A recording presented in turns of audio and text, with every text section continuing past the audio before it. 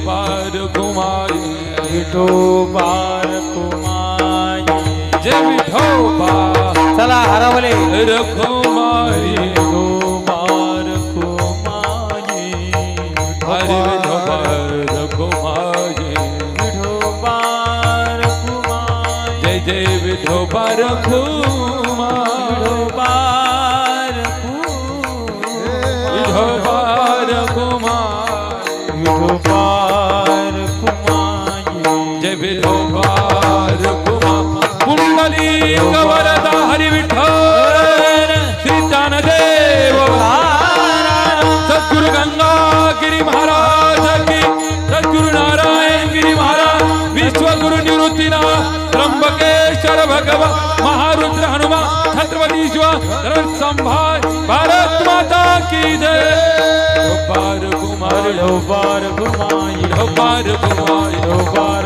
जय विठोबार कुमार विठोबार जय विठोबार कुमार कुमाई ओ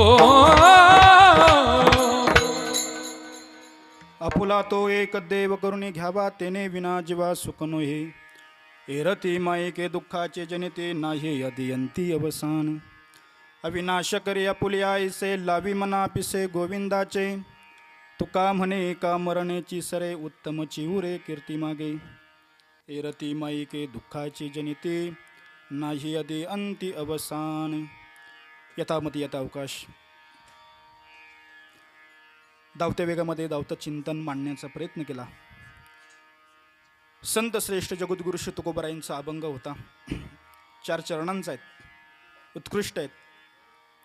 तुकोबाराय सांगतात की यच्च यावत मानवी जीवनाला सुखाचा उपदेश करत असताना तो आपलासा कसा करावा आणि तो मिळाल्याच्या नंतर भेटल्याच्या नंतर आम्हाला सुख होईल ही अपेक्षा जगद्गुरु श्री तुकोबारायांनी व्यक्त केली आणि जीवन जगत असताना आपली कीर्ती मागे शिल्लक कशी राहील याची मीमांसा जगद्गुरु श्री तुकोबारायांनी आम्हाला शिकवली.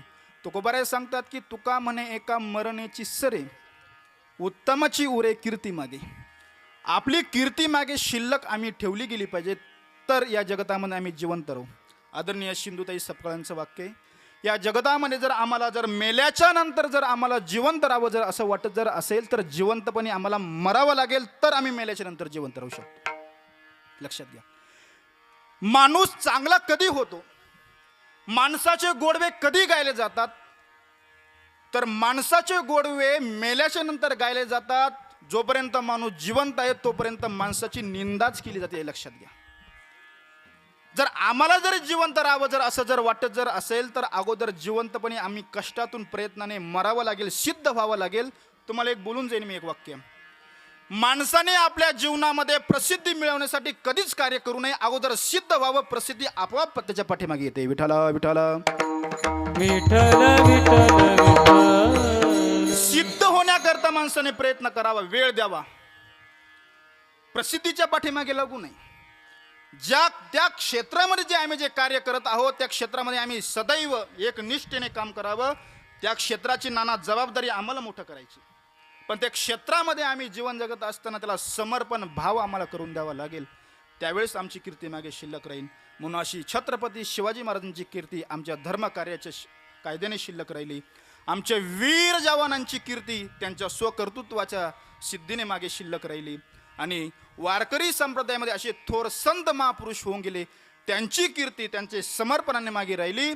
आम्हाला जरी आमची कीर्ती मागे शिल्लक राहावी जर असं वाटत जर असेल तर त्याच पद्धतीची कीर्ती आम्ही आमच्या जीवनामध्ये मागे शिल्लक ठेवावी, तसं कार्य आमच्या जीवनामध्ये करावं ही इच्छा अपेक्षा या ठिकाणी या परिवाराच्या निमित्ताने व्यक्त करतो.